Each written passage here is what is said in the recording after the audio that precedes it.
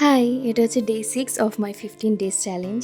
তো আজকে সকালে উঠেই মুখ ধুয়ে প্রথমে একটু জল খেয়ে নিয়েছিলাম। তারপরে কালকে রাত্রে যে রুটিটা রয়ে গেছিলো আর তরকারিও ছিল, সেটাই আধখানা রুটি আর তরকারি খেয়ে নিলাম। তারপর বিছানাটা আর আমার পড়ার টেবিলটা গোছ করে নিয়েছিলাম। নিয়ে টিফিন খাওয়ার জন্য এখানে আমি বাদাম আর ছোলাটা একটু ভাজছিলাম।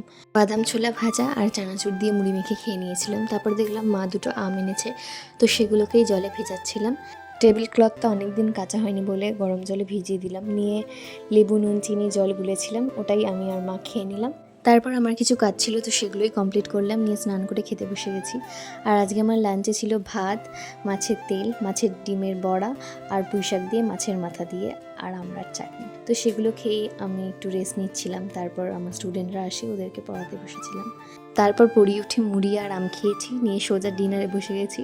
ছিল ভাত, পুঁইশাক মাছের মাথা দিয়ে, কুমড়ো ভাজা আর ওই ডিমের তরকারিটা। তো এভাবেই কাটালাম আজকের দিনটা। টাটা।